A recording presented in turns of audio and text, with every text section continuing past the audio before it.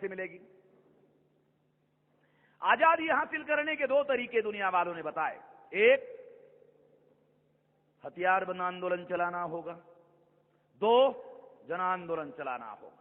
हथियार बंद आंदोलन हिंसक होता है, इसलिए हम इस पर यकीन नहीं करते। इसलिए दूसरा विकल्प है जन आंदोलन। जन आंदोलन कैसे होगा?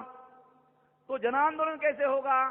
तो हमने प्लान बनाया, कम से कम 26 राज्यों में, 550 जिलों में, 5000 तहसीलों में, 50,000 ब्लॉक में, 6 लाख गांव में यदि संगठन का जाल बनाया जाता है और एक गांव में एवरेज 50 लोगों को तैयार करते हैं, 6 लाख इंटू 50 बराबर 3 करोड़। अगर 100 इकट्ठा करो, 6 करोड़, 200 इकट्ठा करो एवरेज 12 करोड़, अगर 250 एवरेज इकट्ठा करो 15 करोड़, मिनिमम 3 करोड़ और मैक्सिमम 15 करोड़ लोगों को यदि आप इकट्ठा करते हो तो ये आंदोलन आंदोलन नहीं रहेगा, ये आंदोलन जन आंदोलन हो जाएगा। ये जन आंदोलन करने के लिए जो धनगर जाति का बुद्धिजीवी है उसको क्या करना होगा? किसी भी आंदोलन को आंदोलन में रूपांतरित करने के लिए बुद्धि चाहिए, पैसा चाहिए। बुद्धि, पैसा, हुनर। जैसे मैं बोल रहा हूं, बोलना हुनर है। हर आदमी को कंठ है, मगर उसको बोलना आएगा जरूरी नहीं है। बोलना हुनर है, अपनी बात समझाना हुनर है, बजाना हुनर है। अब किसको बजाना, ये भी हुनर है। बजवा लेना ये हुनर नहीं है, क्योंकि अगर आप दूसरों से अपना बजवा लोगे, ऐसा ही चल रहा है। हमारा पिछवाड़ा और उनकी लात, ये भी बजाने का कार्यक्रम है। इसलिए बुद्धि चाहिए आंदोलन चलाने के लिए, पैसा चाहिए। बुद्धि, पैसा, हुनर, समय। अगर आप सब कुछ जानते हो, समझते हो, समय नहीं देते हो, मेहसान साहब ये आपकी बात मुझे बहुत अच्छी लगी, क्या करें, समय नहीं है। अच्छा, समय नहीं है? साल में कितने दिन होते हैं? 365। और संडे कितने होते हैं? नहीं, सोचा नहीं। अच्छा, सोचा नहीं।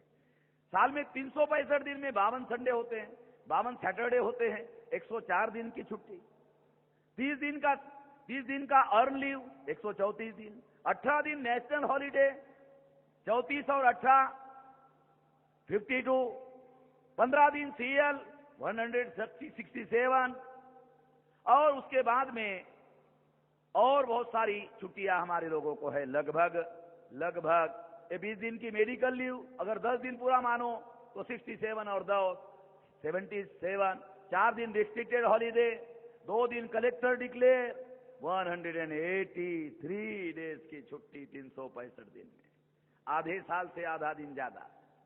और लोग कहते हैं हमारे पास छुट्टी नहीं। ये जो मूल निवासी बहुजन है, ये बहुजन नहीं है, ये बहानेबाज समाज है। और इन्होंने अपने बुद्धि का बहाना ढूंढने के लिए उपयोग करते हैं। बहाना ढूंढने के लिए जितने बुद्धि का उपयोग करते हैं, उसके आधे में समस्या का समाधान किया जा सकता है।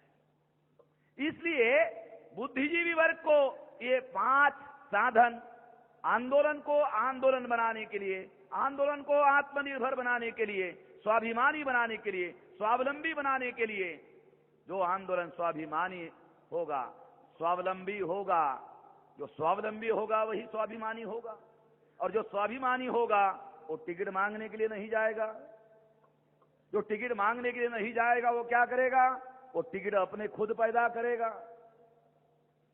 तो टिकट मांगने की जरूरत नहीं है। 85% लोग टिकट मांगने वाले बना दिए गए, देने वाले हो सकते हैं मगर मांगने वाले हो गए, मांगने में लगे हुए।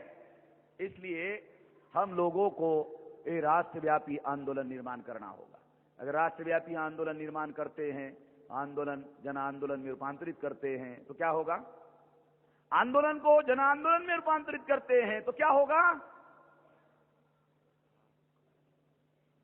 खुद मुख्तियार हो सकते हैं, आजाद हो सकते हैं। आज भी हमारी समस्याएं हैं, हजारों समस्याएं हैं, मगर सारी समस्याओं का और हमारे भविष्य का निर्णय लेने का अधिकार किसके पास है? राजमाता सोनिया गांधी। आप लोगों को सोनिया गांधी मालूम है, मगर मैं कहता हूं सोनिया गांधी नहीं, राजमाता सोनिया गांधी। सोनिया गांधी राजमाता कैसे हो गई जानते हो? सोनिया ने मनमोहन को बनाया राजा, हो गई राजमाता।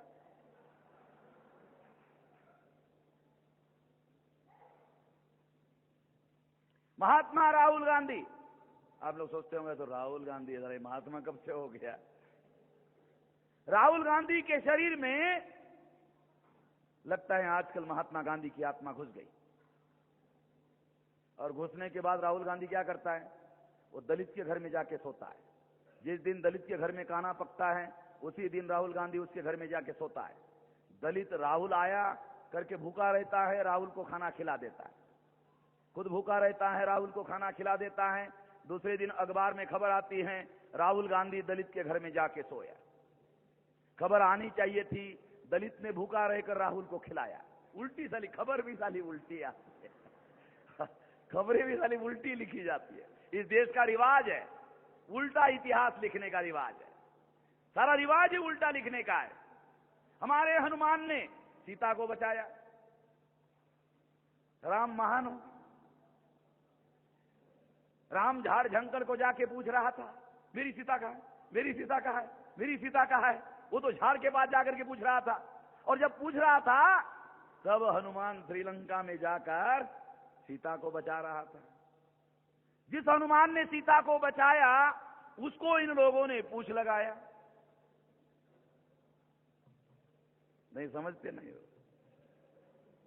जिस हनुमान ने सीता को बचाया उसको इन्होंने पूछ लगाया। पूछ काहे के लिए लगाया? पूछ इसलिए लगाया कि वो दुनिया को बताना चाहते हैं ये जानवर था, साला जानवर था। अगर जानवर होता तो सीता को बचाने की भावना उसके मन में क्यों पैदा हुई?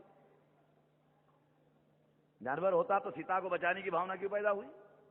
इंसानों की तरह क्यों बोलता था? इसका मतलब यह है इंसान था। अगर हम नारे इंसान को, हनुमान को तुमने पूछ लगाया, अगर तुम ये कहना चाहते हो कि प्राचीन काल में इंसानों को पूछ हुआ करती थी, अगर तुम ये कहना चाहते हो कि इंसानों को पूछ हुआ करती थी, थोड़ी राम को भी लगा देते। अरे बड़ी पूछ हनुमान को लगाई, इतनी बड़ी पूछ राम को ना लगाते, थोड़ी सी लगाते, बताते झड़ गई। थोड़ी राम को भी पूछ लगा देते तो हम मानते हाँ प्राचीन काल में इंसानों को पूछ हुआ करती थी, मान लेते।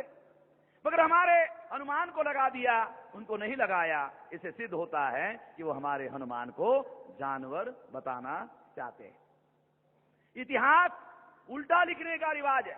इसलिए कह रहा हूं कि अगर हम जन आंदोलन का निर्माण करते हैं तो हम खुद मुख्तियार हो सकते हैं, आजाद हो सकते हैं। यदि हम आजाद हो गए तो आजादी में क्या होगा? आजादी भी हमारी होगी, निर्णय लेने का अधिकार भी हमारा होगा। अगर भविष्य हमारा है, आजादी भी हमारी होगी, भविष्य भी हमारा होगा, और हमारे भविष्य का निर्णय करने का अधिकार भी हमारा ही होगा। ऐसा करना होगा। ऐसा करने के लिए आप साथ सहयोग करोगे, इस आशा और विश्वास के साथ आपने मेरी बात ध्यान से सुनी, इसके लिए आभार, धन्यवाद।